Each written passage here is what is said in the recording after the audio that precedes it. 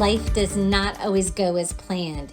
You may be on plan B, C, D, E, F, or G, and that's okay. Life can be beautiful and messy. It doesn't have to be perfect. After crying on my kitchen floor for nearly 2 years when my first husband left, I found my plan B and a depth of resilience I didn't even know I had. I'm Beth Montpas, life coach. Have you ever needed to really reinvent yourself? I redesigned my life by allowing my feelings, forgiving and accepting myself in the new reality, really surrendering, plus connecting with others. We don't have to do it alone. Reframing our negative thoughts and emotions, and by not looking too far down the road. Now I have an incurable joy and zest for life. My favorite hashtag is, what if it's better? If you're looking for motivation and inspiration with other resilient, fun, successful midlife women, keep listening to the Pain to Power podcast. You'll meet amazing women who dropped being the victim and found victory. Listen in to create a spark in you to navigate this wild ride called life that comes with living full out.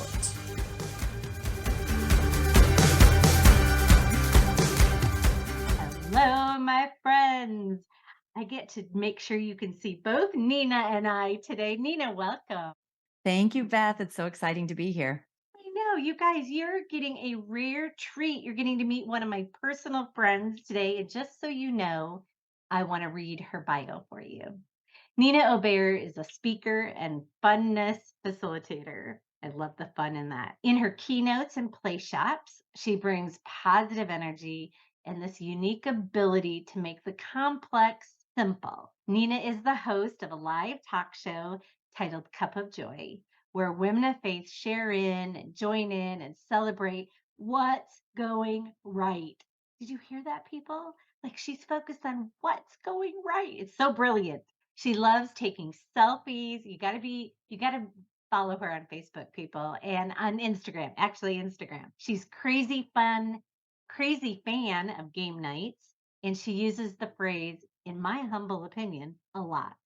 She is passionate about personal development and is known for having the wisdom of a 90-year-old with the energy of a 9-year-old. Oh, Nina, I could not be happier with that amazing bio. That's so you. Thank you, Beth. I know sometimes when I hear it, I'm like, really? Is that it? Did we land this plane? But I really think it does. And hopefully, since this is an audio and maybe visual for some people, you'll get the energy between Beth and I, depending on where this train goes. Who knows where it's going? Do you know where it's going? I don't know where it's going. In fact, that leads me to my first question. So, I have a podcast called From Pain to Power that you've said yes to. Uh, and we are personal friends. And what I love about Nina is I feel like I'm almost having a conversation with myself when I'm with her because we've had so many of the same career choices over time.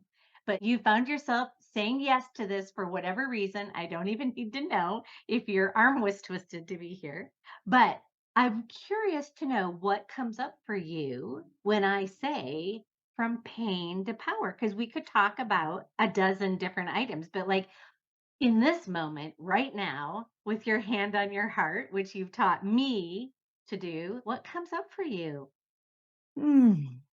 When you first announced that you were doing this podcast, and like you said, we are personal friends. So I know so many of your stories. You know so many of mine. And I think in recent years where I guess I could like pinpoint some pain was through a lot of change, right? Is it Yeah. change is the catalyst and you get to choose whether it's going to be painful or not. Even when you're focusing on what's going right, there still can be some deep down things. So I feel like just the transition, the move, the change that happened in my life when everyone else, when the world was changing around the pandemic. And I think more, although it will include my entrepreneurial journey, it's more my personal journey with relationships. Yeah. Ooh, we like personal journeys. I love the real, the raw, just the messiness of life and the beautiful parts of it. I feel like a lot of coaches focus on safe topic, you know, imposter syndrome. Not that that's a juicy one too. And I don't want to bad name anything, but what I love is when people are willing to go, don't talk about this much, but this is what I would like to talk about is your personal journey. And so talk to us first about this move because I find it fascinating that you had what I saw as a perfect life in Florida and you all of a sudden, not all of a sudden, to me, it felt like all of a sudden, you had a shift. You had a calling. You had something brewing in your heart that has led your family to a whole nother date. So give us the backstory and tell us if there was, pain is such an interesting word. If there was just, what was the pain before you moved? So I love that you're like, there was this calling and this draw, and you moved your family. So let's just be clear. It was my husband. And I love to tell you that since I still liked him, I went with him. Yeah. So let's just make Let's sure we have that reminder. I forgot I wasn't interviewing your husband. Okay. Yeah, okay. Yeah. So, anyways, with that said, it was a journey and it was not overnight. And although you said you felt like it was sudden, probably that's how it looked. I recall when I posted it on the social, which is so terrible. That's how people find out information. I thought I was being open to people, but the responses I got back were like, What's what? We should happening? go back and read some of those messages. Right. That it really was like, I'm like, oh, this is left field for people. I thought I had told everyone, So, anyways, yes, I agree. I feel like we really did have an incredible life in South Florida. I was born in Miami. I grew up in Miami. When I decided to go away to college, I really wanted to go away. So I did.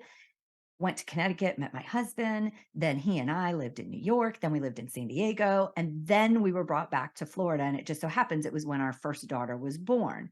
So you can imagine 25 years later, now he is literally packing up the house around me.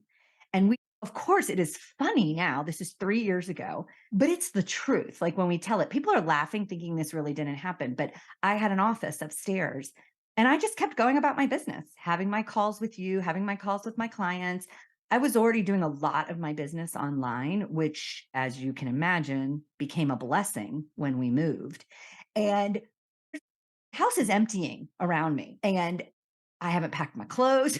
Y'all, I hadn't done what probably you should be doing when you are moving. And so it was April. It was towards the end of April. Our house was to close at the very end, and we were going to move on May 1st. And it was the pandemic, if you recall, March, right? Whatever it was, mid March, maybe by the third week of March, the world had shut down.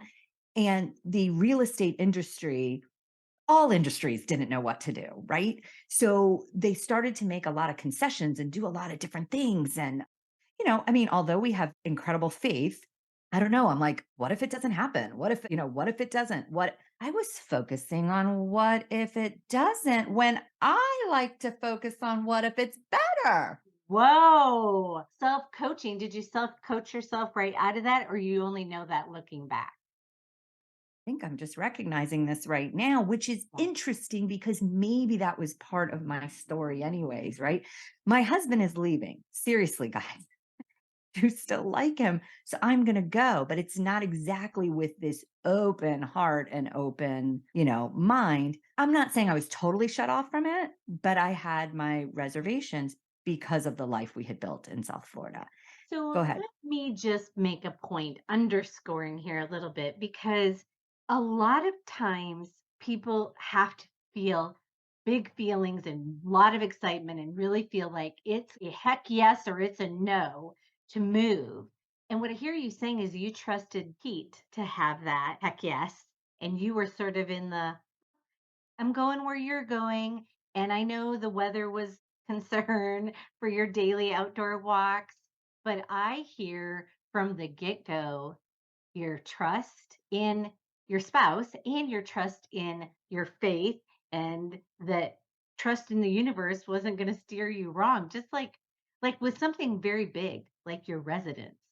Right, right. And so it's interesting because I know you talk about this stuff too. It's like, are we focusing on what we want? Or are we focusing on what we don't want? And 5 days before we are to leave, the deal on our house in South Florida fell through, which is unheard of, really. No, I guess it's not unheard of, but it was crazy the reason why. And the only reason why had to do with these new things they were passing with the real estate because of COVID. So there was 24 hours of woo. And we, my mama, got to give her credit. She always said you have 24 hours on the piss pot, but then you got to like make a decision. I So love that. we kind of had our 24 hours. And then again, Pete's like, I'm leaving. So I'm like, I'm going. So we did. And I will say, and I know that so many people have so many stories in COVID and probably, like you said, that word we don't want to use, pain, but a lot of pain, right? Happened in that. And I'll tell you, the moment I moved, I think it was like, okay, well, we're going to make the best of this. And I felt like God did for me because the world was shut down. The only way we were communicating was online.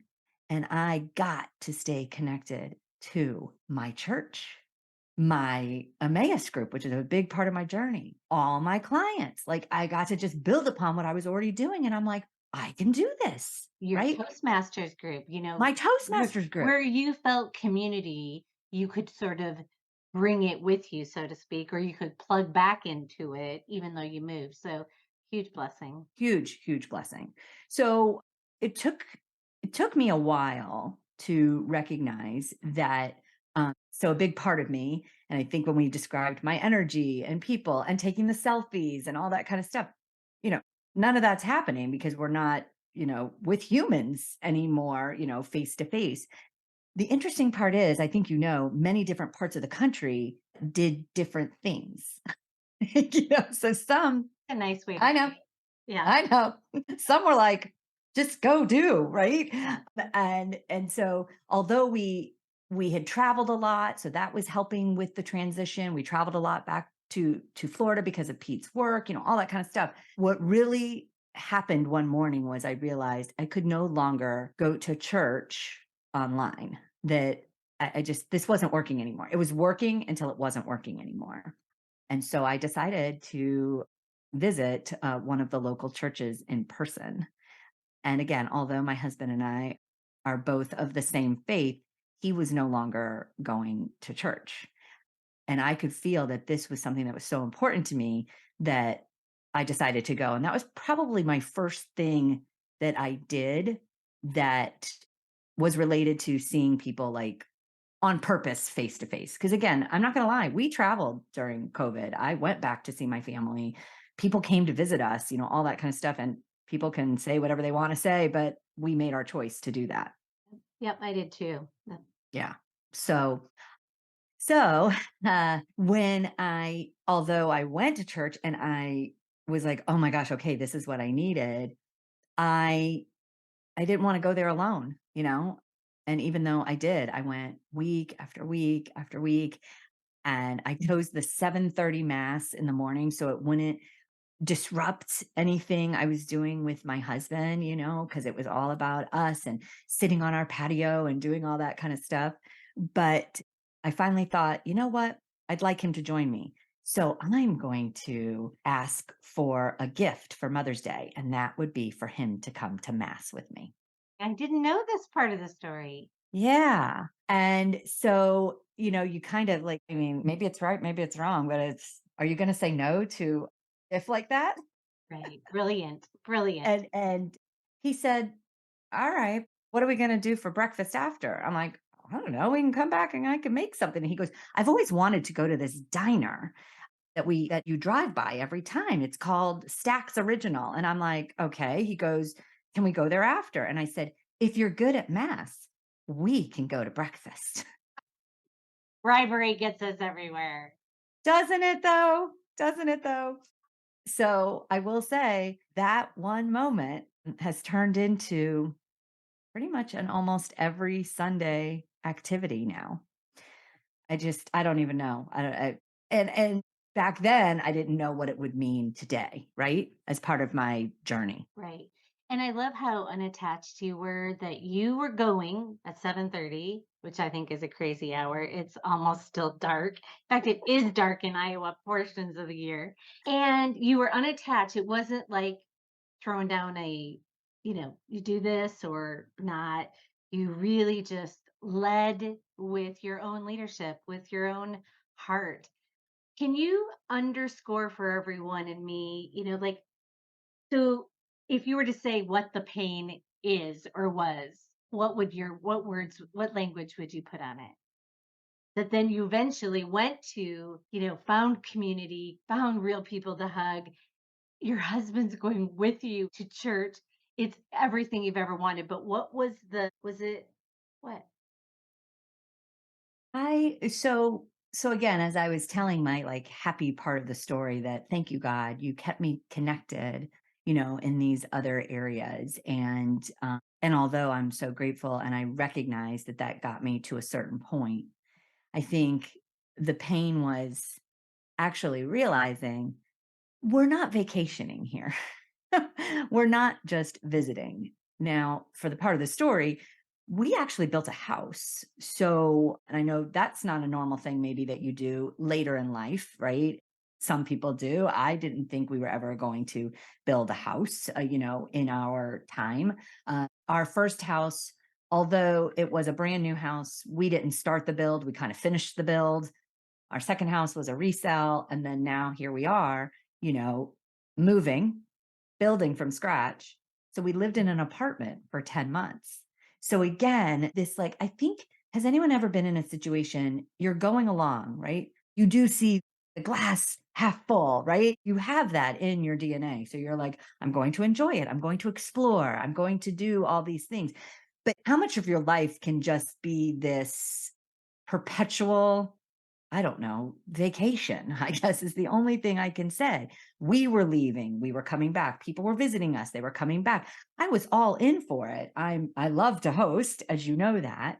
But I think there was a deeper like, can it go on like this forever? Or are you going to put roots down? Are you always going to be a visitor in your life, I guess you could say, right? Maybe it's not a move, but are you just visiting at your work, at your life, at your relationships, or are you willing to drop roots and go deeper? Does that make any sense to you at all? Well, it does.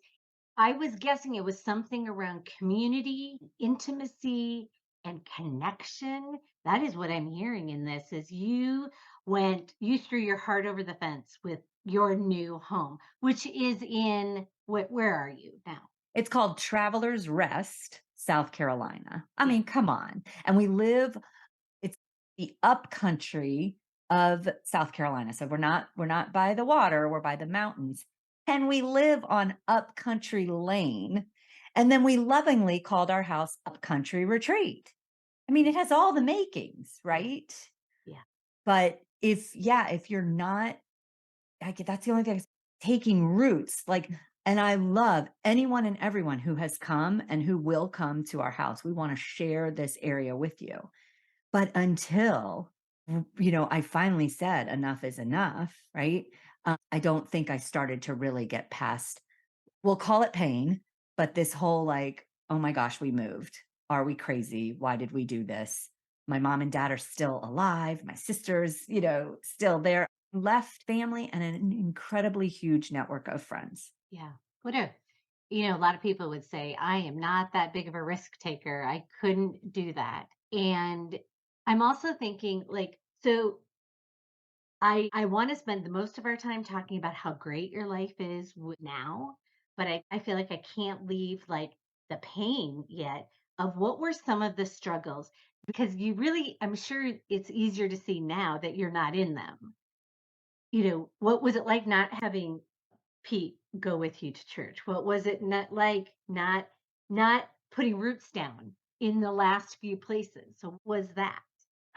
Yeah. I think, and I hope, my trust is, my prayer is that someone will hear part of their story in this, that we all, I feel like, went through something like this.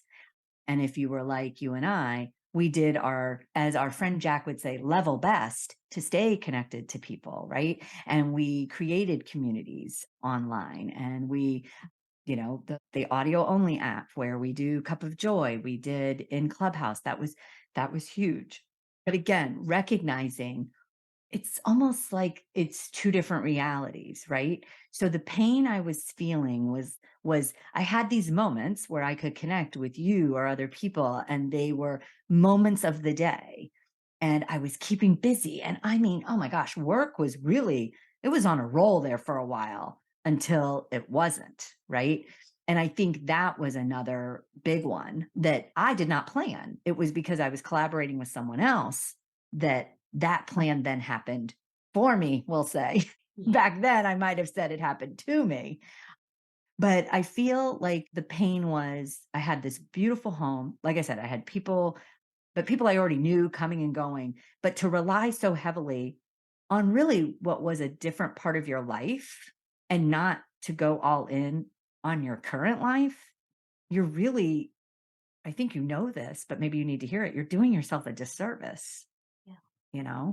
And so um I I mean, we're alluding to it and we're coming back to it, but I really think this whole, like, if you make a change and if you shift and if you physically move somewhere, I think it's just a natural tendency as a human to want to find the similarities, right? To want to find maybe, well, that worked well down in South Florida.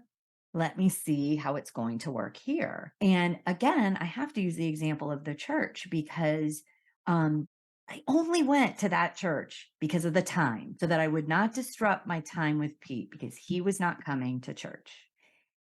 It would never be the church of choice. Mm, looks nothing like, it's a complete 180 from the type of church that I went to growing up, the church that we brought our kids to, and the last church that I was at in South Florida. So why am I pointing that out? Because even though I knew I couldn't, it was almost like a fake life, right? How many of us were living like a fake life, right? During COVID, during the pandemic. And now it's like, okay, I got to dive into my real life. And um, you don't necessarily have to go back to what was working before in South Florida. Maybe it's something new. New beginnings. I love Right. it. Love when you said going all in on your life. That Yeah. is one of the messages of this podcast is what happens when you go all in your life with your faith, with your relationships, with your health, with boldness, with everything. So I guess my question is what did happen? What is happening? Because I have had a front row seat to it, but please share with those that haven't been so lucky. That haven't had this front row seat. Well, it first takes, as you already know, can you just get honest with someone, right? Yes, you can get honest with yourself, but helps if you can verbalize that to someone. And I think I've always had the natural bend, as my friend Beth does, to be like, I'm good. I got this. How can I serve you? How can I, so I'd say step one is, can you put the mirror up and can you help someone out? Go ahead. As you said that, I keep thinking that is like a polite way to hide. You and I, when we just go, "Oh, no, no, how are you?" You How know? are- I'm here to serve you. Yeah. Right? So And how interesting that that was hiding because I love to get honest. yeah. So I really had to get honest because even as things were shifting and changing and I was getting out more, you then have that whole like, well, this is working. Air quotes, everybody, this is working, but is it really? So you're like, I don't want to get too far away from that, right? This comforts.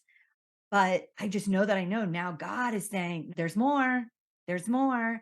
And so I started going to a spiritual director. This is I had I love I this. I had heard of a spiritual director, but I really didn't know it was a thing. I definitely didn't know it was a thing in my faith, in my religion. I really thought it was, one of those others, type thing. But it wasn't. It was for me. And what were the big I mean, not specifically, but like how did that support you? So Oh my gosh, go back really quick. Remember, Pete's only coming to church because I'm getting him breakfast.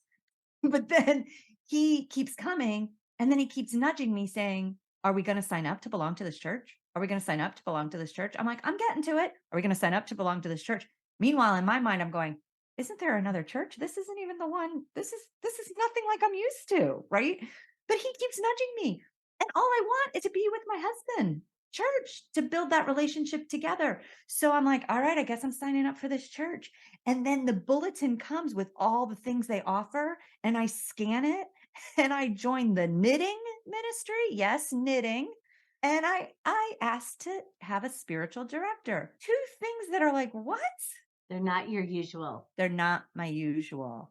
And they have been such a blessing. So a spiritual director is someone, their whole goal is to be there to stand in, right? Stand in for God, stand in for Jesus, because they just know the teachings inside and out, and to listen, right, really well, and ask you that next right question, right?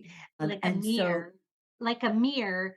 So different from a life coach in that we don't have the teachings or the background, the experience. Oh, it's oh, beautiful that they could just talk with you and be a mirror to you. be be a mirror. And then this was the thing. This is how I eventually was able to then open up, get real, tell the real thing, is because now I was having these conversations with her and I'm like, oh, there is pain. Yeah. There are things that don't feel good, don't feel right. There are conversations I need to have with others, myself, and the more you allow yourself to say, um, it's funny as I share this story, I'm like, because you've interviewed so many people and they've gone through so many crazy things. And I'm like, I didn't go through anything crazy, but I did, Yeah. Yeah. right? I did. Yeah. I didn't allow myself to be fully alive, fully And engaged. oh, Yes. oh, just saying that. Oh, I just love that you said that. I know what you're talking about. Some of the podcasts have been just, horrific, like out of a movie kind of stuff. And probably, I'm guessing, a lot of my listeners haven't had those things go on in their life. So what you just said about, I wish I'd written it down, is it was so perfect, but I'll go back and grab it, not knowing themselves or not being true to themselves or, kind of half living, kind of half awake, half asleep. I don't know. Well, however you want to frame it, that is so relatable. Like people are living it and they don't even know it. So this is huge pain to power. Yeah. And so my pain is that I have an immense, immense love of the Lord. And that, I mean, I can look back now at my whole life and know that, he's was always there with me through every single one of my really, really bad mistakes and choices and all those kinds of things. But over the past 10 years, I've just known that I've known he's changing me. And yet, you know this, but your listeners don't. And yet I still held back. And yet I still didn't want people to know. I think people know that I know God and that I love God, but there was more. And so again, allowing myself to no longer have that pain me because I was so concerned about what other people are going to say or think or do. And now it's like I'm totally living out loud, playing full on. And it's not to be in anyone's face, it's because this is who I truly am. Yeah. And so now I have this sometimes I don't even know how to put it into words, how Yeah. I'm living now. Well, allow me to put it into some words. No, I was just going to say glowing. It's like a glowing knowing.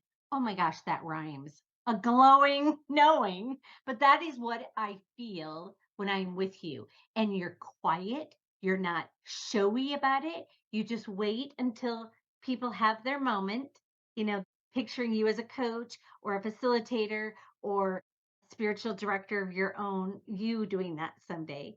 You kind of wait and let everybody run through you've done it to me a million times. And then you just, Beth, put your hand on your heart and you now don't hold back. You like open up at the risk of you're unattached. to what people think. So I am going to give you the final word in this. And as we start to wrap up, is the person who is holding back, kind of like living, they're not yet glowing in all the knowing. They're sort of like quietly, you know, they're just quieter. They're just not in their full glory. What Mm, message do you have for them? mm. What words do you have for them? I think you said so many of the beautiful things. I think the first step is just allow yourself to go there. Like allow yourself to, like we said, hold up the mirror, be raw, be real, find someone. And maybe your someone is God you start the conversation with, but then maybe it's, a friend you haven't spoken to in a long time, or maybe it is a spiritual director or a coach, that you hire, or just, I guess, notice. There was an inner feeling when I put my hand on my heart, even though things were good, right? The hashtag we've been saying for how many years? Right. What if it's better? And y'all, my life is so much better. And if you had told me that's how it was going to be 3 years ago, that's not what I was thinking. That's not what I was leaning into. And yet, one small step at a time, right? Our favorite Tanzanian proverb, little by little, a little is going to become a lot. So it just takes one little step to open up your heart to see that there is another way. There's more than one way to cook an egg. Yeah. Yeah. I hear a lot of trusting. It's kind of how we'll end where we started, because that's what you did about this move, is you just trusted. You had this blind faith. You That's what, you have such a good sense of humor that you can sort of laugh and giggle in the face of fear and go, I don't know, we're just moving. And that childlike works, and it's inspiring to others. So Nina Obier, thank you for this gift of you know of sharing your glowing, sharing your knowing. And I know you don't even want that glory. You don't want all that. You're pointing to God, and you're just like a vessel. You just get to just keep putting the microphone out and encouraging other people to live this life where you just allow yourself to go there. Any final words, my friend? I love you like ridiculous. Thank you for this opportunity to share. It's been a total honor and a pleasure. Awesome. And if people want to connect with you, the best way is how? Instagram, come on to the gram and follow the stories. Perfect. And what's your Instagram handle? We'll put it It in the is, show notes too. yeah, it's at Nina Obier. Beautiful. Thank you, my friend. Thank you. So grateful you tuned in to another episode of Pain to Power podcast. Each month, I'm committed to bringing you juicy, raw, real life stories and shine a light on the women whose lives are often very messy, and yet they dropped being a victim to their life circumstances and stood in victory in their thoughts and emotions. I love to inspire and motivate women to love their life. If you want to receive more inspiration, come play in my private Facebook group called Best Life Tribe for inspiration on the daily, or join my email list for connections, strategies, and tips. Join at bethmontpas.com. I am a certified coach, trainer, and speaker. I lead inspiring private and small group workshops, resulting in authentic coaching in a vibrant community. I host personal and group retreats as well as virtual gatherings designed to ignite your life and get you back to loving your life. Let's get social. Connect with me on Facebook at Beth Montpas Coach, or Instagram at Beth Montpas, or on LinkedIn at Beth Montpas.